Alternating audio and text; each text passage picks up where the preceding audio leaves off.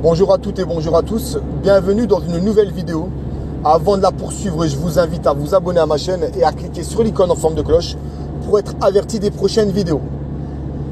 Information extrêmement grave que je viens d'apprendre aujourd'hui, parue sur le journal L'Est républicain et que vous trouverez très facilement sur internet avec un moteur de recherche si vous voulez lire l'article dans son intégralité. Une femme, une mère de famille s'est vue retirer la garde de son fils et accrochez-vous bien parce qu'elle avait retiré son enfant de l'école estimant que le port du masque pour des enfants à partir de 6 ans était nocif et dangereux.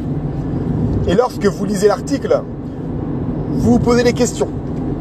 Vous vous posez des questions parce que son argumentation de cette mère est bizarre entre guillemets, je m'explique. Vous dites pourquoi elle part sur ce genre d'argumentation.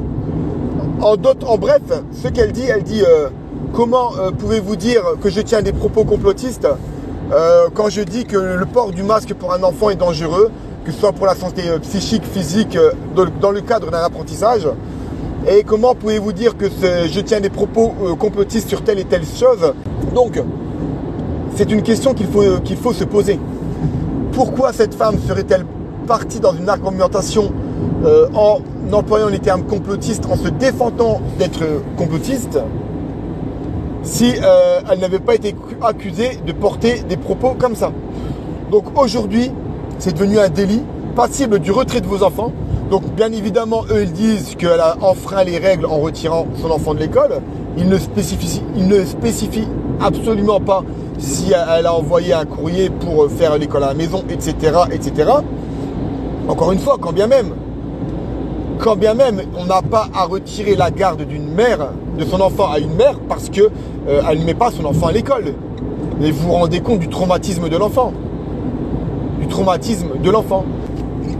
Mais en gros, pour revenir sur l'article que j'ai lu, c'est hallucinant. C'est devenu un délit d'avoir une opinion différente. Encore une fois, comment osez-vous prétendre que nous sommes en démocratie lorsque cette dame refuse, alors qu'elle a la liberté absolue, quand je parle de absolu, c'est avec un A majuscule, d'éduquer son enfant comme bon lui semble.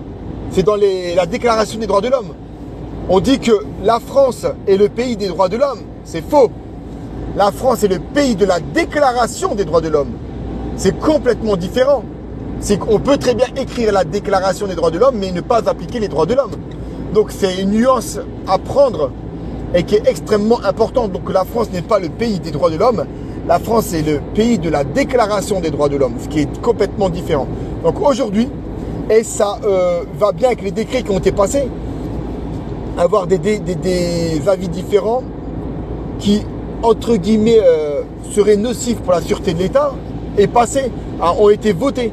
Donc c'est-à-dire quand vous ne pensez pas de la même façon, lorsque vous avez un avis contraire, vous pouvez maintenant être fiché S et être considéré comme étant un ennemi de l'État et comme étant un ennemi du bon fonctionnement de l'État et de la sécurité de l'État. Allez voir ces décrets qui sont passés en catimini comme d'habitude au niveau du gouvernement, vous allez halluciner. Donc nous avons encore une fois passé une étape dans nos pertes de liberté et comme Florent Pagny disait, non, vous n'aurez pas notre liberté de penser, mais la liberté de penser engendre des conséquences dramatiques. La femme a perdu la garde de son fils. Il faudrait voir qui est cette dame et la soutenir du plus profond parce que chacun de nous est parent ou chacun de nous peut l'être ou chacun de nous a un ami, une sœur qui a des enfants et qui est même par définition lui-même un enfant, donc qui a des parents et peut comprendre la gravité de la chose.